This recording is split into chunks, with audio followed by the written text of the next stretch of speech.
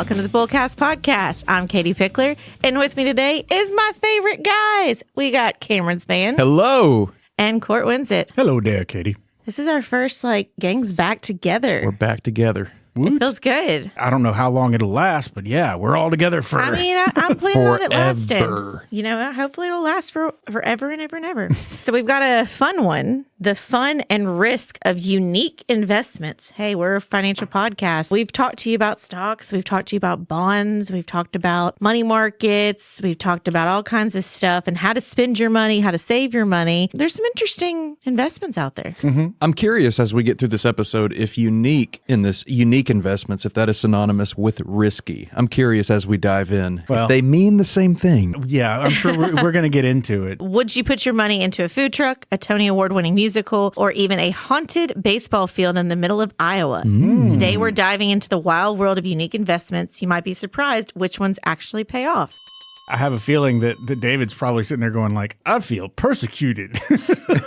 My dad and my father-in-law, because the food truck, we didn't mention racehorse on this one, but this did spur while I was on maternity leave, actually in the hospital after I had the babies. Then Kentucky Derby was right after that. My father-in-law was talking about how he had a racehorse that was in the Kentucky Derby. Now, he physically did not own this entire racehorse. And I was just, wait, you can have stake in a racehorse? That is something that I didn't really realize. And that's where it's hey, why don't we talk about some of the unique different things that you can invest in and be an investor in? Because there are a lot of them out there. Now, again, for compliance purposes, this is just us talking to you about these different things. Obviously, you need to make sure it is a right fit for yourself. You need to do your due diligence. You need to work with your financial professional to see if this is something that's good for you. Every investment has a risk. Okay, I'm done. That should have been you. You're the compliance dude. That's where it gets real serious in the commercial. Yeah, I feel like that, like those medication commercials where your voice is 10 times speed. Yeah, that's when you need to start talking faster and lower. And it's all monotone. Exactly. Okay, so let's start with a fun list. The movies and TV shows with unique investments. Number one on the list is The Producers. I just think Matthew Broderick when I hear The Producers. So this is a Broadway show that was based on a movie, a Mel Brooks movie that was turned into a Mel Brooks Broadway musical starring Nathan Lane and Matthew Broderick. And then I believe they turned it back into another movie. But musical version this time. Obviously, That's kind of like Mean Girls. Yeah. Yeah. It won a Tony for, I think, Best Show. I know that the actors were nominated for Tonys. If they didn't win or not, I don't know. It was very well received. It was very, very well received. I have never actually seen it. Oh, it's so good. The plot is two schemers plan to make money off of a Broadway flop rather than a hit. They want to produce a show. They have a scheme that is going to allow them to make money if the show fails. And so they're trying to, and the name of the show is Springtime for Hitler. So you know that it's going to be...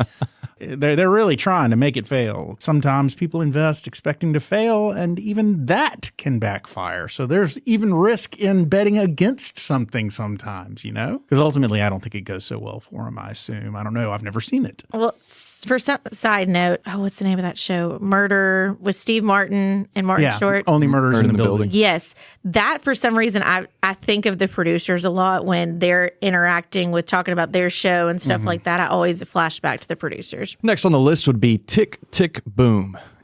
It has been a long time since I've seen it, so let me do a little reading here. Let me set the plot. A struggling theater composer risks everything for his dream musical. Another musical.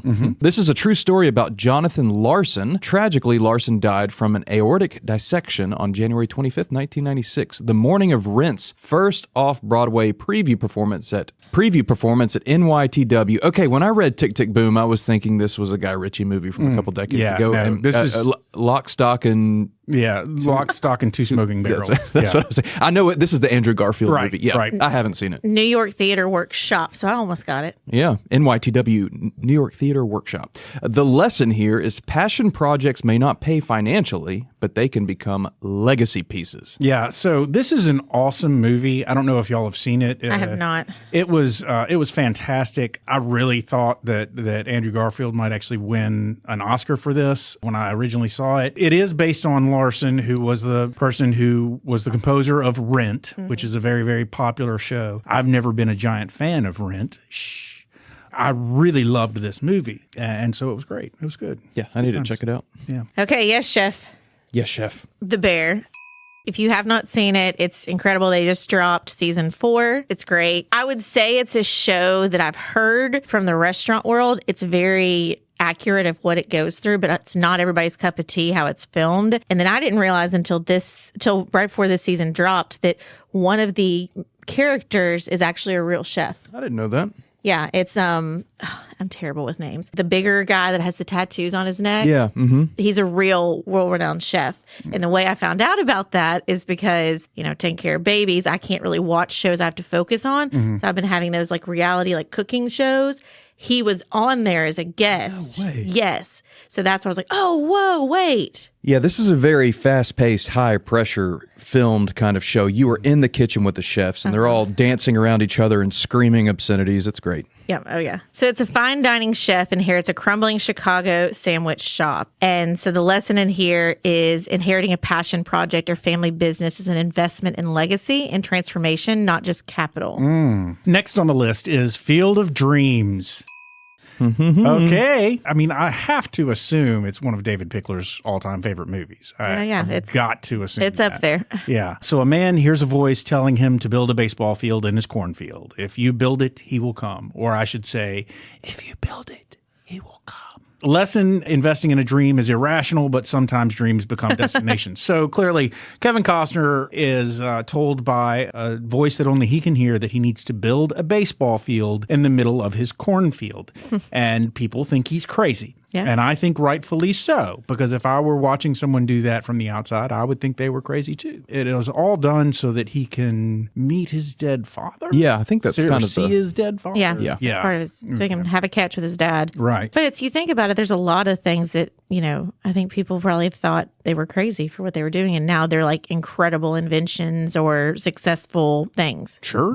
Yeah. And while we're on this topic, a few weeks ago, Katie, you weren't here, Katie. On our list was the movie Joy, about the woman who sells a mop. And when David listened to the episode, he says, why didn't you mention I'm an investor in the upcoming Broadway show? And I was like, I wanted to, but I didn't know if it's a secret. He's like, it's not a secret. Yeah. So while we're on Field of Dreams, David is an investor in the field. He's on the board. He is full in on Field of Dreams movie site. He's been doing Field of Dreams as long as I've known him. So I've actually gotten to play a game there with some of the celebrity baseball players. So did you walk through the corn? Yeah, I walked through the corn and had Johnny Bench calling the game, and it's an incredible list of people. Well, I was in Iowa a week ago. I wanted to go to Field of Dreams, but it was very, very far from me. So it's still on the bucket list. You would think just you're in Iowa, it's close. I was like 3.5 hours away. I'm like, nah, I'm not going. Next on the list is Dream Horse.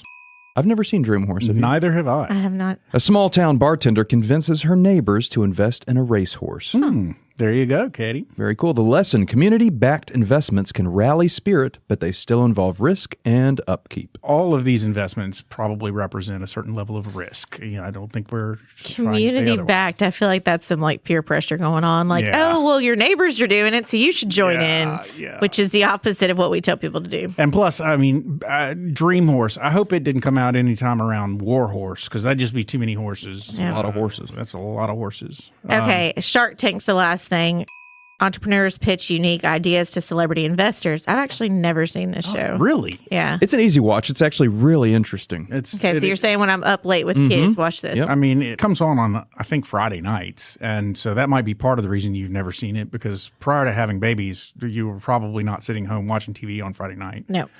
We do. And we have been for a long time sitting at home and watching TV on Friday nights. And so we've seen quite a few episodes. It's interesting. It's a cast of characters. The investors are a cast of characters, so you got all types. The lesson from this one is many of these are passion driven and some are surprisingly profitable, like Scrub Daddy or Squatty Potty. Yeah, I mean, some great stuff. I used to Bed Bath & Beyond, when you'd go in there, the Beyond section is, I feel like, always like the Shark Tank type stuff, but there's some pretty interesting stuff over there. What movie do you think of when you think of the Beyond Beyond in Bed Bath & Beyond. It's in a specific movie. Oh, what? It's an Adam Sandler movie. Uh-huh. Click. Click. Yes. Great. He goes back there, and that's where the remote is, where he can control his life. It's awesome. Yeah, because you never know what's in the Beyond never section. know. If you see something you want, you better get it because it may not be there next time. Okie dokie, that was our list. So what are unique investments? Unique investments are unconventional ways of growing wealth outside of the traditional stock market. They can range from tangible assets like art collections to digital assets like cryptocurrency. This episode is not going to be about cryptocurrency or NFTs. We are not touching that stuff right now. This is really going to go more on maybe some of those tangible assets or kind of the in-between. A lot of these kinds of investments are not liquid. They're highly speculative, especially if it's like a passion project that you just think, hey, I think there are people out there that would want this thing that I invented and so on and so forth. And you invest your entire, life savings in it or something. You don't have a guarantee of a great return on that. But Have y'all seen the new Apple TV show Stick with Yes, Owen Wilson? I've been watching that. Okay, how far into it are you? I'm caught up. Okay, yeah. So Owen Wilson is an old golf pro. I promise this makes sense. An old golf pro, and he scouts and he finds this young boy that works in a grocery store. He convinces him to go on tour because this kid is insanely good. The mom comes with them, right? He pays her a fee. She comes with him. And so with this money, this $100,000 that Owen Wilson gives her, she wants to invest in helium. All of it in helium. And everybody's like, why? That would be a risky investment. But she truly believes that she will. Because she worked at a party store. She's like, her whole thing is like it's more than just that the price of balloons has gone up. Like she's done research into it and gone and she's like, there are these wars and like this military is the place weapons. Where, it's interesting the way that she has concluded that helium is a valid investment, but we'll see where it goes. We don't know where it's going to go yet. Well, I'm glad we've all seen that. Wow. Well, and do y'all remember? I don't know if it's still around, Kickstarter. Yeah. So like my brother used to be like on Kickstarter all the time and it's where people would kind of like a Shark Tank. They'd be like, hey, I've got this idea. And you would have different levels of investors. And it's like, if it actually happens, you're going to get this or you're going to get that. And yeah, it's a risk. There are stories of Kickstarter projects where that they just don't go all the way to production. You just lose your money. Yeah. And so that's where that was a form of people kind of investing and dabbling in. It's like, oh, well, I could have $20 here, $20 there. But it's a way for people who have an idea to now put on the internet for anybody and everybody to say, I've got this great idea. Will you back me? Will you be an investor in this? And most people would not consider that's an investment, but it is, because it could either flop or it could be huge. And you could say, I believed in Scrub Daddy when it was That's right. a thought. I mean, anybody that was watching Shark Tank the first time the guy brought the squatty potty on there, I mean, you would have to just invest in that immediately. Well, I have a couple of things clearly. that Chris got off of Kickstarter. Like this one thing, it's a dress, and this creator made them and then made another set of it. But it's this dress that you could wear, but you could change clothes and still be in it. It's so strange, but it's the way it's created.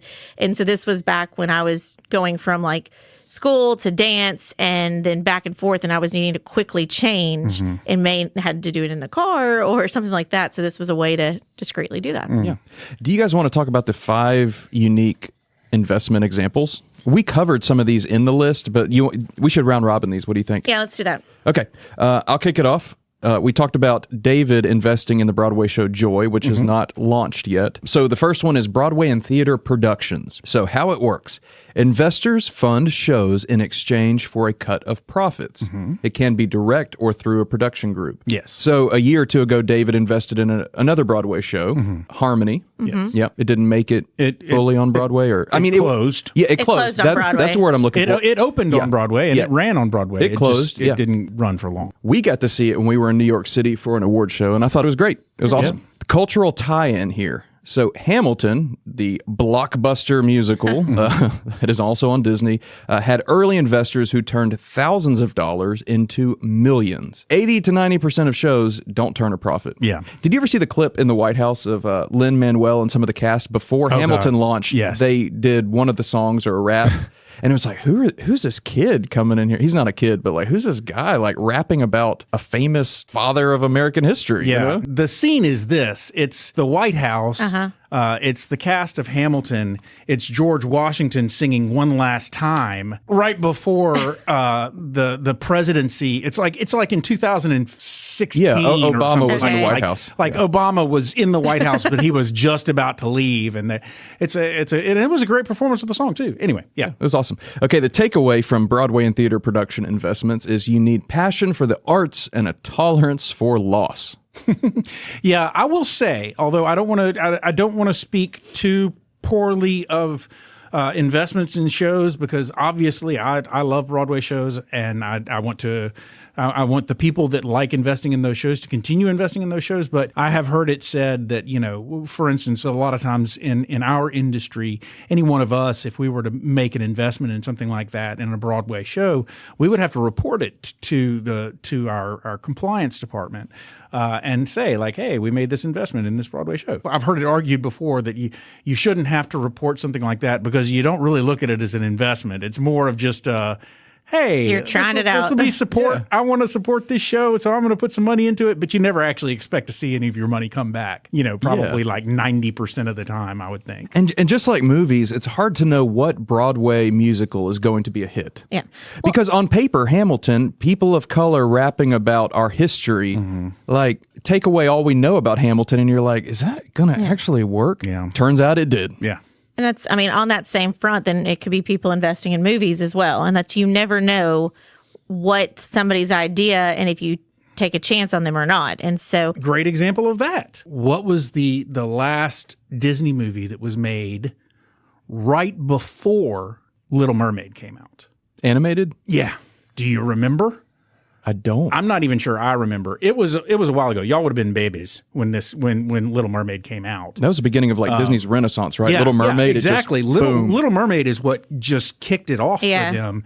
Prior to Little Mermaid, I don't know for sure. The last one that I remember being made before Little Mermaid was Oliver and Company, and it did not do well in theaters. So if somebody had come to me and I had money to invest, and they had said to me, hey, we've got this great Disney animated movie about a Little Mermaid.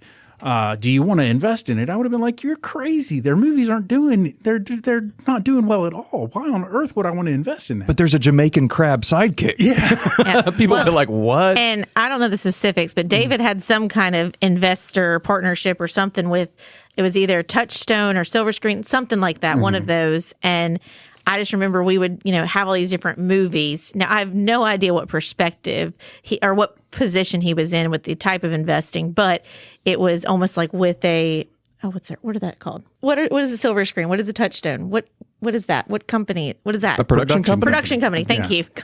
Baby Guys, brain. No, my brain's still, I think my brain is worse than pregnancy brain. Like baby brain is, Hey, we're just glad you're here. Yeah. So, okay. That's kind of touching on the arts, the Broadway, the theater, the movies, like lots of different things you can do. Throw in for good measures, books as well. Like you could back somebody on reading, a copy of a book and then help them get it published. Yeah. Switching gears, let's go to racehorses and animal investments. I don't know why I just read this and started thinking of Tiger King. Is he still in jail? I think he's still, yes, because he's mad because the Chrisleys have gotten out and he's Trump still, won't I was just about to say, him. how has Trump not pardoned the Tiger King? Oh, man, Still that's in crazy. That's crazy. So how this works is multiple investors share ownership in, for example, like a horse, and revenue comes from races or breeding. And so, pop culture examples, Rich Strike's unlikely Kentucky Derby win, the Sheikas, am I saying that right? Sheiks. The Sheiks of Dubai turning breeding into empire scale wealth. So yeah, you do not physically own this horse. It's not like, oh, well, I own the left butt cheek. It's just you have ownership of this. And it's you think about it like a stock. When a stock decides to be sold or go public, like it's all these people have an ownership of it. So they're making a horse be that way. Other animals, I don't know if it would be a situation like a I did- tiger or I something w- like the mascot. But I did think of show dogs, and I wonder about show dogs. Like if the people that do that consider it an investment, because I know a lot of people who are very, very passionate about dog shows and about show dogs and championship breeds and breeding them and so on and so forth. So I know that it's more than just like, I don't know what kind of prize you win if you win the American Kennel Club show or if you win whatever one is on Thanksgiving Day. But there's got to be some money there, but I think there's probably also a lot of money in studying those male dogs out after they went. So it could be that they look at that as a kind of investment, but that's also one of those that would very much fall into passion. A lot of the breeders, these are their pets that they just happen to also show some of the time. I mean, it's going back to the tulips. People were, investing in the bulbs. So people are you have sponsors for some of these dogs and different things like that. So it makes sense that, I'll be a investor and, And you've got teams because, like, for instance, I can't remember which show it was. It was probably the Thanksgiving Day one, but a pug won. And so, Robin and I were like, yeah, pug, Team Pug, yeah, pug won the whole thing. Best in show, See, pug. and that's what Court and Robin would throw, $100 towards being a part of the pup thing. Absolutely. But it's also, do you remember as a kid, you would like adopt an animal? Do y'all remember that? Oh, yeah. No, I still have pictures of my polar bear that I adopted. Yeah, you would adopt an animal. Kind of like how you can name a star. It doesn't really mean anything. It doesn't mean anything, but it would be like you could adopt a tiger and like you're paying towards their meals and you get like updates about them, or you could adopt a polar bear. They take it even further now because they put tracers on them. So I've got an app on my phone that I can follow the polar bear that I sponsor. Like sea turtles, they have that where you can follow them. Yeah. So, I mean, they're coming up with multiple different ways to end up being a part and getting a profit off of different things like that. I don't think I'm ever going to profit off of my polar bear. No. That one's not really a profit, but that's where they're kind of getting people to, hey, you're helping with the care of this. There may be higher levels of it's like if you want to be an investor in, Sammy the polar bear, then... Now, we talked the other day about multifamily housing investments and stuff like that, real estate investments with Dr. Jen. She was just recently on with us, and we covered a whole lot about that. But what about niche real estate? We've already sort of boiled the ending of this movie, but real-world example would be that a group of investors bought the original Field of Dreams site in Dyersville, Iowa. It's now a tourist attraction.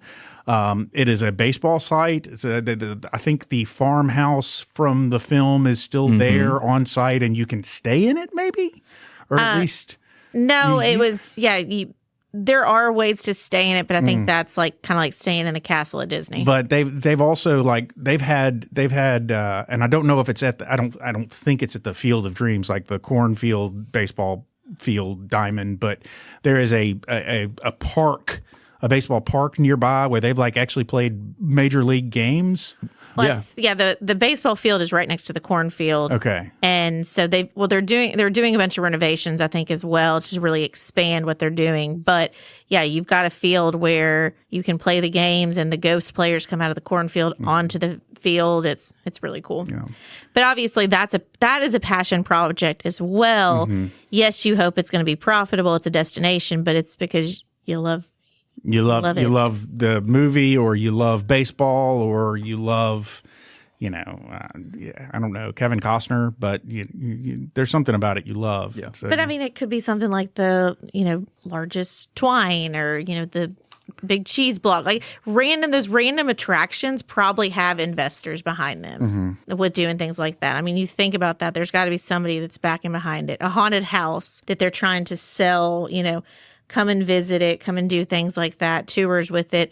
Old antebellum homes, when they open them up as historical sites, a lot of times it's historical associations that are doing those and preserving them, but sometimes it's private. Yeah. So there's a lot of different areas with that. But again, it's, up until when? I can't remember when exactly, but for a long time after Elvis Presley died, and Graceland was a massive tourist attraction, there was still a residential area where people lived. So people continued to live there, even though the house was becoming a bigger and bigger tourist attraction over the years. I don't think anybody lives there anymore, but I don't think. Of course, they had the whole issue of who was going to be in charge of it, and that goes to check your. That's a plan. different podcast. Okay, so far we've covered Broadway and theater productions for the arts, animals, Yes. niche real estate, and moving on would be food trucks and culinary ventures. Now this one I like. Yeah, I do too. I'm a sucker for any type of food show. Katie, you were just talking about food shows. Yeah. Love it. So what makes them attractive? Lower startup costs than restaurants, flexibility, and social media appeal. Everybody loves food. Food is easy to photograph and market. Yeah. So the investor models, silent partnerships, franchise investments, or funding a chef's dream. Sounds magical. Yes. Okay, the trend factor, vegan barbecue, croissant tacos. Fads can fade, but local loyalty can last. Now, food trucks are a lot bigger and more popular nowadays than they were, say, 15, 20 years ago. But 15, 20 years ago, like Portland, Oregon was the food truck capital of the country. That was when I was like obsessed with the possibility that I was like, I've got to go to Portland. I need to see it. And there was this one food truck that I really, really wanted to try. The name of the food truck was Big Ass Sandwich. And literally their sandwiches were huge, and they just sold these giant sandwiches. And unfortunately, by the time I finally made it to Portland, some 15 or 20 years later, I couldn't find Big Ass Sandwich anywhere. But you can find a food truck anywhere now. They're in our yeah. neighborhood. And they all now have- it's not just limited to Portland. You can find them here in Memphis and in Collierville. I feel like they have to have catchy names, though. Yeah. Got Like to. they can't. It's got to be something cute. But yeah, I mean they're everywhere, and it's great if you have it because it's portable. You can go to different events, like finding a different area where there's lots of offices. And so, for instance, like International Paper in Memphis has 4 or 5 buildings now, so they could just have a food truck come out and tell all those buildings, "Hey, there's this truck here," and they've got sales coming in left and right. I went to a wedding where it was one of those, getaway weekend kind of weddings where it was a destination. And the day before the wedding, before the rehearsal and the rehearsal dinner, they had a chicken and waffles food truck out to the house where everybody was staying and had a big party there. And, it's just the applications of food trucks are endless. Yeah, and like the 40 Under 40 award show, there were 4 or 5 food trucks there, Yeah. which makes it easy for the people putting on the event. It's like, we don't have to handle food. It's taken care of over there. Oh yeah, it's smart and then gives them exposure. Our friends Magnolia and May, they are getting a food truck. Actually, it's a funny situation. My father-in-law invested in the food truck itself, and then he is outsourcing that out to chefs to then do something with it. And one was going to do something, tried it for a little bit, wasn't crazy about it. So now we're pivoting to something else. So that's great about a food truck is once you have the truck itself, it can then be changed if fads change. So it went from going to be like, nice kind of quick pickup food to now it's a coffee truck Yeah, I with read like, that. breakfast, danishes, things like that. They should come out to our office. Yeah. And then I need to list the potential pitfalls with this whole restaurant industry. Health codes, supply costs, seasonality, and local dependency. Yep. Those are the big categories that we were going to cover, but we do have a couple of other little sort of wild side ideas that we got a list of here. So starting at the top, you can apparently invest in whiskey barrels and wine futures. Aging spirits increase value over time. Obviously, there's the whole issue with storage and ensuring the liquor and market demand might make a difference. But I do know a lot of local liquor stores have really started. I mean, it seems like every liquor store I go into now has their own barrel that they went and picked out from a distillery. So that's definitely a thing. I mean, that's where it makes sense for some people of going and buying a whole barrel and then they can then turn around and sell it. It would not make sense to me. It would not make sense to me, and I'll tell you why. Because I would just drink the whole barrel. Every drop. Yep, it's terrible. Sneaker collecting. Some Jordans resell for thousands tied to celebrities and youth culture. So again, this kind of borderlines into, I'm going to bounce down to the skip down collectibles. Like it's all kind of the same thing of we all got those Beanie Babies and we thought we were going to turn around and make a profit. And that was the same thing with the Pokemon cards, all of that. Yeah, baseball cards, basketball, the list is But endless. Air Jordans, I mean, every time a new pair of Air Jordans come out, I know some people that go out and buy them even though they've already got 100 other pairs of Air Jordans. I mean, it's ridiculous. So that's kind of like one of those things. I don't even know that they're looking at it as an investment. It's more just an obsession. But man, I wish I still had an original pair of Air Jordans. Like the Air Jordan 1s, those would be the bomb. Man. What about music catalogs? Yeah, absolutely. Well, you've heard the story of the big falling out between Michael Jackson and Paul McCartney. Yeah. They were friends. Paul McCartney told Michael Jackson that Michael Jackson should invest in a music catalog. That was a good investment. Michael Jackson went out and bought the Beatles catalog, and Paul McCartney was like, I didn't mean our music. That's wild. Or Whoops. Taylor Swift and Scooter Braun. Yeah. He bought all of her music, so she's like, fine, I'm going to re-record every song I've ever done. Single one. Yeah. Yeah. You want to round out the list? Collectibles and classic cars. We've covered all of that stuff before, but you got art, you've got video games, video game cabinets, pinball machines. I mean, just any number of things. On the car thing, and I'm just thinking because that Brad Pitt movie that's coming out, F1, I bet that just like the racehorse, that there are investors, and I know for sure there are investors in those race car drivers, whether it's NASCAR or F1 or things like that. Well, we also have clients that have large classic car collections. Yes. So, I mean, that we know is a thing that some people do. Yeah. But I think, again, that's something that somebody is passionate about. They're not just looking at that as, okay, I'll get a return on this. Yeah. They love cars. Yeah. And that's what it's different of. Like, is it a hands-on investment where you physically have the asset, or you're physically rebuilding something to then go and sell it? Or are you backing something? Are you doing kind of like, oh, Cam has this great idea to launch this disc golf app or something like that. I believe in him. He needs to build it's called a capital campaign. He needs to create this much amounts. And a lot of times nonprofits do it, schools do it, but it's no different than what could be a product or a show or something like that. We need these people to come together so we can make this happen. Will you be an original supporter of it? yeah. And then with that, we're going to give you XYZ. Okay, but speaking from the perspective of actual investment advice, is there any upside to this kind of investment? I think with this, it's kind of bragging. It's cocktail party conversation, emotional payout. You're part of something you love. It's fun to say, oh, I have ownership in a racehorse or a Broadway show or I'm a Field Tony of winner. Dreams. I'm a Tony winner. Things like that. Yeah. Those are really cool to say that. And, I would be fair to say that this kind of investment is probably going to have a very low correlation to the market. So in other words, it's not going to matter whether the market is up or down in terms of what your investment is actually worth compared to the market. If the market is down, that doesn't. It's a whole separate island. It's in an area all by itself. I think one upside people don't talk about is like insider access. Like say a musical, for instance, you get the perk of like going to the star-studded premiere or something, Yeah. It's just 100%. Like a personal benefit you get. yeah. The single investment that I've probably heard him talk about most is certainly the Field of Dreams. So there's kind of that's a story for him. That's something that he's excited about owning a piece of and being involved in because it's from a movie that he loves, and it's something that is very much linked to America's pastime. Yeah. It's just got that kind of emotional appeal to it. Absolutely. So what's the opposite of upside? Downside, the risk. Downside? Yeah, let's talk about some risks here.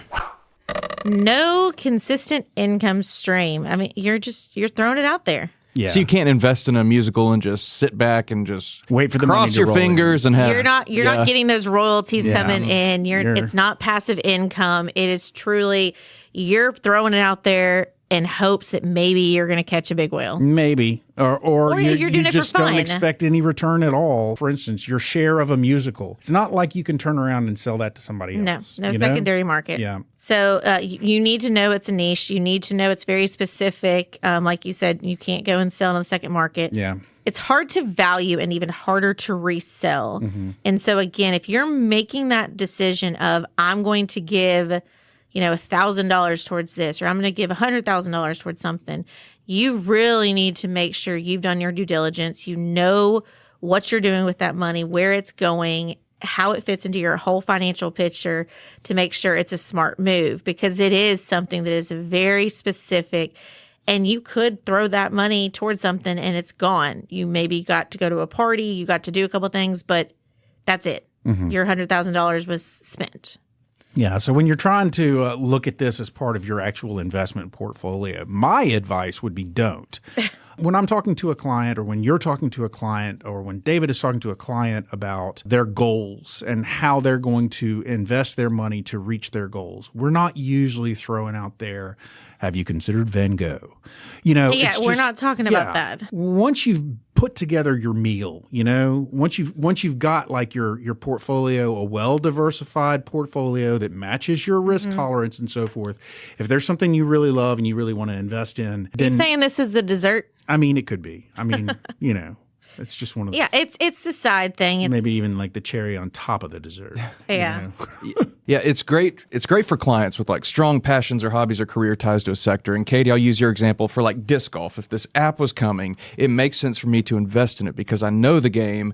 There's like a piece of me in it. It's not some left field thing where I invested in like a mop. What do I know about mops? Yeah. And for most of us, it's going to be a passion project. It's going to be someone we know personally who has an idea or has a business and really needs people to back and support them. But again, going back to our Thanksgiving episode, maybe the first one even, this is not crazy Uncle Bob who's coming in pitching his idea and needs you to give him, some money because he's going to hit it big. Like, that's when you say, I need to see your paperwork. I need to see your ideas. I need to see everything laid out to make sure it's right. Because the other thing to consider is taxes, especially on collectibles or royalties, insurance, physical asset like art, wine, vehicles. I mean, it was a couple of years ago, I think, the racehorses, and they were all getting sick. And they were all dying. And so, what kind of insurance, if you've just invested all this money in a racehorse and then something happens to the racehorse itself, all of a sudden, something bad happens and there's a lot of bad press around it. Harmony, I really feel like hit at a bad time with what else was going on in the world. And so it kind of hindered what was the success of that, but it's an incredible show. It may have a comeback. And then exit strategy, resale market, succession. That's the thing is you got to think about if you've got these things, if a new CEO is in charge, if a new, okay, this horse has been aged out. What happens? What do we move to this thing? Or this show is now off Broadway. What's going on with that? Your money's gone. Yeah. So it can be a very fun investment, but wrapping it up, whether it's investing in the next big Broadway hit or helping your favorite food truck expand to a second city, unique investments are about more than money. First, make sure your financial foundation is rock solid first. But I'll admit, this is fun. This is what I would consider your casino money, where it's like you don't take your kid's 529 plan, you don't take your retirement money, you don't take your nest egg. This is just your play money. Yeah. And so if you've set aside in your budget, you've got everything, all the other buckets marked off, this would be the play money that you can then put towards your passion. Yeah, before I invest in like a disc golf app, or you invest in an AI breast pump, or you in a polar bear tracker, we got to make sure our financial foundation is rock solid. 100%. Y'all just bullseyed that right up. There's not anything I could add. Oh, ladies and gentlemen, there's the closing bell. You made it to the end of yet another episode of the BullCast podcast. If you liked what you heard and you'd like to hear more, please feel free to go to your favorite subscription service and sign up to have our podcast beamed directly to your device every single Thursday at noon. If you'd like to find out more about Cortland, Katie, Cameron, and Nicole, please feel free to go to our website. That website is bullcastpodcast.com. We've got pictures up there. We've got our bios, and we've got a place where you can drop a comment or suggest a topic you'd like to hear us talk more about. But hey, I mentioned pictures. We do have an Instagram handle. That handle is at BullCast Podcast. We also have an X handle. That handle is also at BullCast Podcast. And rounding out the social media, we have a Facebook page. That Facebook page is BullCast the Podcast. We mentioned that we work at a place called Pickler Wealth Advisors. And if you'd like to find out even more about us, or find out about what we do, find out about what we could do for you, find out about our amazing team, or find out about our boss, David Pickler, please feel free to go to that website. That website is, ladies and gentlemen, on 3, PicklerWealthAdvisors.com. That's advisors with an O. Not an E. I confused the instructions. I was getting excited. It's the first time y'all have both been there to do the whole not an O, not an E. We're back, baby. Yeah, it's crazy. Oh, ladies and gentlemen, I have wasted a perfectly good opportunity, but hopefully you had fun doing it with me. So for now, I'm Court. I'm Katie. I'm Cam. And we're done.